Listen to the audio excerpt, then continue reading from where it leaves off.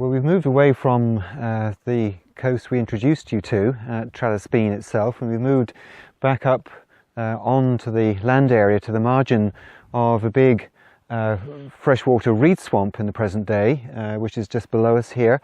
And the tsunami wave, we think, came out through this location where we're standing. And as it carried across into the reed swamp and eroded that reed swamp away, then it deposited behind it here sands which had brought up from the beach environment and the offshore zone, and deposited those sands in this location. And we can see the sands in the present day quite clearly, and we'll look at that a little bit later. But the reason we found this site at all is not due to coastal science, as it were, but it's from the local landowner, Richard Henderson, who's here, who was interested in the site here, which is essentially part of his land. So Richard, how did you find the site? Well, I found the site because I thought it was the most beautiful place in the world, which it is. You access it across the Phragmites reed swamp there, which is a magical thing in itself.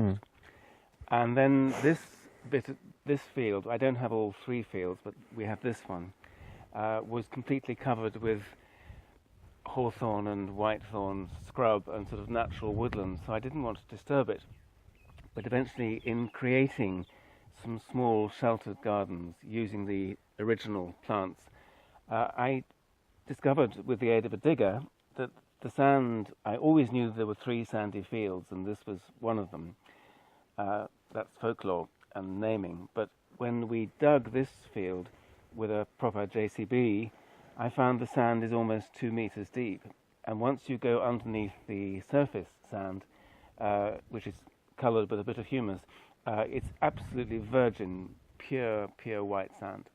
And that, I thought, gosh, that's an amazing find anyway.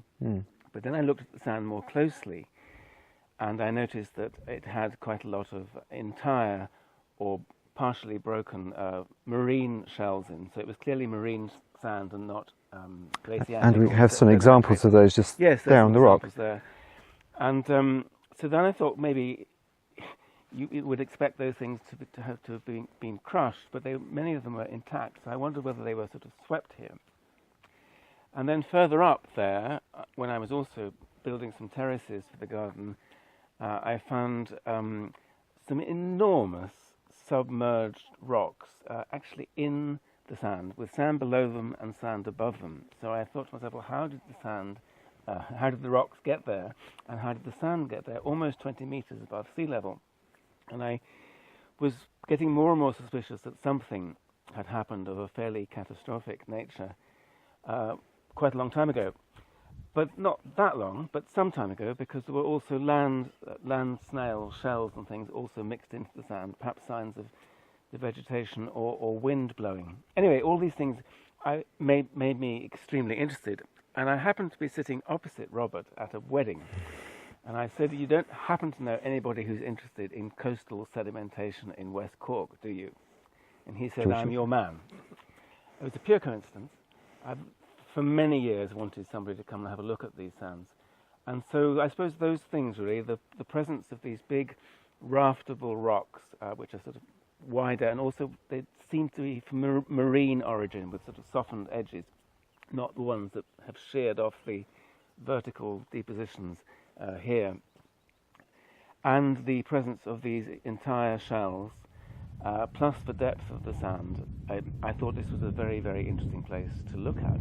And at the altitude of the sand above sea level, made me think it couldn't have been all happened by wind.